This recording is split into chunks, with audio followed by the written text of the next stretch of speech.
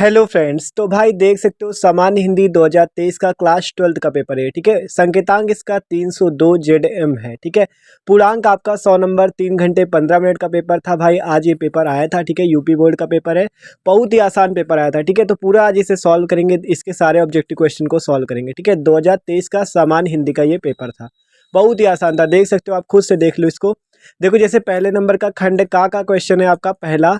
कह रहा है भारतेंदु हरिश्चंद्र द्वारा संपादित पत्रिका है, मतलब भारतेंदु हरिश्चंद्र ने कौन सी पत्रिका का प्रकाशन किया।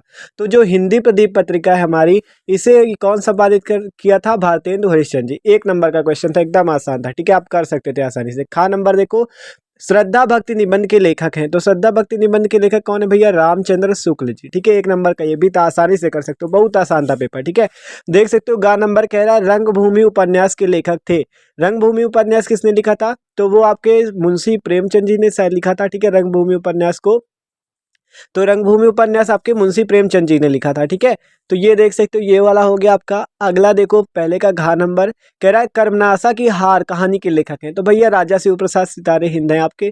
ठीक है, कर्मनासा की हार के। ठीक है, इसी प्रकार से अगला देखो, राष्ट्र का स्वरूप निबंध वासुदेव शरण अग्रवाल की किस निबंध संग्रह से लिया गया है। ठीक है, तो पृथ्वी पुत्र जो है, इसी से आपका राष्ट्र का स्वरूप लिया गया है। ठीक है, तो पृथ्वी पुत्र से लिया गया। अगला देखो, गिरजा कुमार माथुर किस काल के कवि हैं। ठीक है, तो गिरजा कुमार माथुर भैया हमारे आधुनिक काल के कवि। ठीक है, किस काल के, आधुनिक काल के। ठीक है, तो ये वाला ऑप्शन आपका सही हो जाएगा। अगला क्वेश्चन देखो, दूसरे का खा, ये वाले क्वेश्चन भी देख सकते हो, ये पद्य साहित्य के सारे एक एक नंबर के। प्रगतिवादी काव्यधारा के प्रमुख कवि कौन है भैया, केदारनाथ अग्रवाल जी। ठीक है, इंपॉर्टेंट क्वेश्चन पूछा जाता है ये वाला। फिर देखो, लहर काव्य कृति के रचनाकार हैं। लहर किसने लिखा है, जयशंकर प्रसाद जी ने। किसने लिखा है लहर को भैया, जयशंकर प्रसाद जी ने लिखा है लहर। ठीक है, उर्मिला का विरह वर्णन साकेत के किस सर्ग में है, तो भैया उर्मिला का विरह वर्णन जो है नवम सर्ग में है। ठीक है, अगला क्वेश्चन, परिवर्तन किस कवि की रचना है, तो परिवर्तन हमारी सुमित्रा नंदन पंत जी की रचना है। ठीक है, इंपॉर्टेंट है ये भी। तो ये सारे एक एक नंबर के क्वेश्चन थे, ये पहला और दूसरा जो 10 नंबर के क्वेश्चन पूरे थे। ठीक है, 10 क्वेश्चन आपको 10 नंबर के दिए जाते हैं। ठीक है, तो आसानी से आप इनको सॉल्व कर सकते हो। ठीक है, एक एक नंबर के 10 क्वेश्चन थे। आप देखो, तीसरा नंबर क्वेश्चन कौन सा आता है आपका, तीसरा नंबर आपको पता है गद्यांश आता है, फिर चौथे पे पद्यांश आता है। तो देखो, तीसरे नंबर क्वेश्चन पे हमारा गद्यांश था।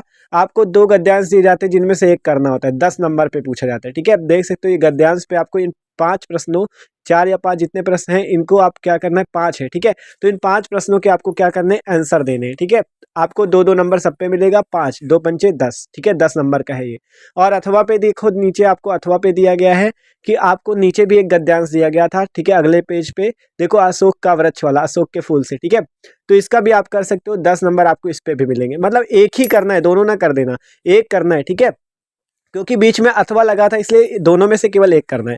इसी प्रकार चौथा नंबर ये पद्य वाला है। ठीक है, पद्य साहित्य का है, तो इस पे क्या होगा, इस पे भी आपको 2 में से एक करना है। ठीक है, 10 नंबर का इस पे भी है, वही संदर्भ सहित व्याख्या करो। ठीक है, वही आपका देखो, ये 5 क्वेश्चन दिए गए, 2-2 नंबर के, पांचों के आंसर आपको देने होते हैं। ठीक है, बीच में देखो, यहाँ पे भी अथवा लगा है, चाहे ऊपर वाला कर सकते हो पद्यांश, चाहे नीचे वाला। ठीक है, तो किसी को भी आप सॉल्व कर सकते हो, 10 नंबर आपको मिलने वाले हैं। ठीक है, तो देख सकते हो, ये आपका उसके क्वेश्चन थे जो पूछे गए थे उसके पद्यांश के। ठीक है, अथवा लगा था, चाहे ऊपर वाला कर लेना, चाहे नीचे वाला। ठीक है, तो ये हो गया बात। अब अगला देखो, 5वें का नंबर कह रहा है एक लेखक का साहित्यिक परिचय देते हुए उनकी काव्य कृतियों को लिखिए। तो आपको इन तीनों लेखकों में किसी एक लेखक का जीवन परिचय लिखना है, 5 नंबर का पूछा जाता है, इंपॉर्टेंट है। और इसी प्रकार नीचे देखो, कवियों के आपके जीवन परिचय लिखने, 3 कवि के नाम दिए गए, इनमें से एक कवि का जीवन परिचय लिखना है, 5 नंबर का ये भी पूछा गया है। ठीक है, तो ये हो गया। अब अगला देखो, ध्रुव यात्रा, छठवा है, ध्रुव यात्रा अथवा पंचलाइट की कथा वस्तु का सार लिखिए। ठीक है, ध्रुव यात्रा अथवा पंचलाइट की लिख सकते हो, या बहादुर कहानी का उद्देश्य लिख सकते हो। 5 नंबर का, बीच में अथवा लगा हुआ है। ठीक है, दोनों में से एक करना होता है। ठीक है, तो दोनों में से एक करना है आपको, क्योंकि बीच में अथवा लगा है। इसी प्रकार 7वां नंबर देखो, 7वां में आपसे कहा गया कि मतलब इनमें से किसी एक खंड काव्य को आपको लिखना है। देखो, मुक्ति यज्ञ दिया गया है, सत्य की जीत, रश्मिरथी। अगर आपने रश्मिरथी खंड काव्य पढ़ रखा है तो आप रश्मिरथी के बारे में लिख सकते हो। ठीक है, मतलब करना केवल एक क्वेश्चन, रश्मिरथी दिया है तो चाहे रश्मिरथी को ऊपर वाला कर लो या नीचे वाला, बीच में भी अथवा लगा है, देख सकते हो। ठीक है, और यहाँ पे देख सकते हो, जो मतलब आपके कॉलेज पे पढ़ाया गया हो आपको वो लिखना है। ठीक है, जो आपने पढ़ रखा हो, तो ये भैया हो गया। ठीक है, ये आपका था। अगला क्वेश्चन है आपका 8 का नंबर, संस्कृत है आपका, इसका अनुवाद आपको लिखना है। 7 नंबर का है भैया, एकदम 7 नंबर का पूछा गया है। ठीक है, संदर्भ सहित आपको अनुवाद करना है इसका, चाहे आप ऊपर वाले कर सकते हो या बीच में अथवा लगाए आप इसका कर सकते हो। याज्ञवल्क्य मैत्रेयी उवाच, मतलब याज्ञवल्क्य ने मैत्रेयी से कहा, मतलब इसका अनुवाद कर सकते हो आसानी से। ठीक है, और नीचे खा नंबर पे भी आपको श्लोक दिए गए, इस पे भी 7 नंबर आपको मिलेंगे। ठीक है, संदर्भ सहित अनुवाद करना है, चाहे अथवा लगा चाहे ऊपर वाला कर लो चाहे नीचे वाला कर लो। ठीक है, 7 नंबर इस पे भी मिलने वाले हैं। ठीक है, तो ये हो गया संदर्भ अनुवाद वाला। ठीक है, संस्कृत का था ये, 7-7 नंबर के दोनों है, 14 नंबर आपके इस पे फिक्स हो गए, 100 नंबर का पेपर होता है। ठीक है, अगला देखो आपका 9वां नंबर लोकोक्तियों का एक मतलब अर्थ लिखकर आपको मुहावरों का अर्थ लिखना है। ठीक है, मुहावरों का अर्थ लिखना है, जैसे हाथ पी लेना, शादी कर लेना, शादी कर देना। ठीक है, उसका अर्थ बताना और उसके वाक्य प्रयोग करना है। ठीक है, ये होता है। तो 2 नंबर आपको मिलेंगे इस पे, करना कितना है 1। ठीक है, तो देखो अगला देखो आपका 10वें का कह रहा है रविंद्र का संधि विच्छेद कीजिए, मतलब आपको इसमें से सही विकल्प बताना है। एक नंबर का क्वेश्चन, रविंद्र का कौन सा है, रमेश का कौन सा है। ठीक है, ये आपको बताने हैं।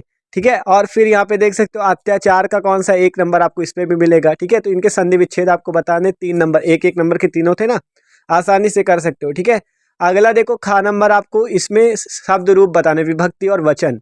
आत्मनि शब्द में विभक्ति कौन सी है ये आपको बताना है। ठीक है, आत्मनि में। और इसी प्रकार यहाँ देखो नामसु शब्द में विभक्ति और वचन बताइए, 1 नंबर का ये क्वेश्चन था। ठीक है, इसी प्रकार से आप 11वां का नंबर क्वेश्चन देख सकते हो, निम्नलिखित शब्द युग्मों का सही अर्थ चयन करके लिखिए। अविराम या अभिराम 1 नंबर का है आपका। ठीक है, इसमें से दोनों के अर्थ बताने, अविराम का अलग है, अभिराम का अलग।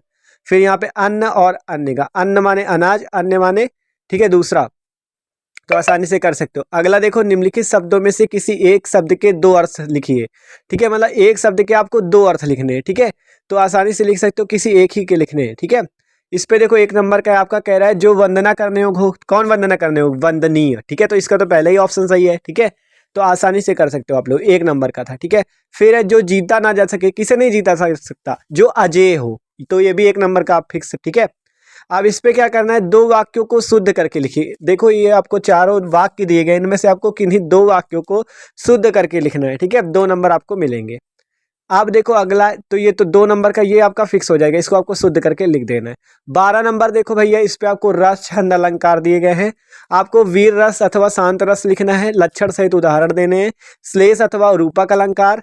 ठीक है, फिर गा नंबर आपका चौपाई अथवा दोहा छंद, सारे 2-2 नंबर के हैं, उदाहरण सहित लिखना है। ठीक है, तो आसान था, ये तो हर बार आता है, पता है आपको। ठीक है, आप देखो 13 नंबर पे विद्यालय की नियुक्ति हेतु प्रबंधक को एक आवेदन पत्र लिखिए, 6 नंबर का है, चाहे ऊपर वाला कर लो या अपने गांव अथवा शहर की बिजली समस्या हेतु लिख सकते हो। ठीक है, 6 नंबर का। आप देखो भैया निबंध आ गया सबसे बड़े नंबर वाला, 9 नंबर का। ठीक है, 9 नंबर का है आपका, आपको इन 5 में से किसी का भी आप निबंध लिख सकते हो, 9 नंबर का है, शब्द सीमा भी आपको दी होगी। ठीक है, कि इतनी शब्द सीमा पे आपको लिखना होता है, 9 नंबर का था। ठीक है, आसानी से आप लिख सकते हो। तो ये था एकदम आसान पेपर था हिंदी का। ठीक है, देख सकते हो। तो ये था सामान्य हिंदी क्लास 12 का पेपर, संकेतांक 302 जेडएम। ठीक है, तो यार वीडियो अच्छा लगा हो तो प्लीज लाइक भी कर देना। Okay, thanks for watching this video.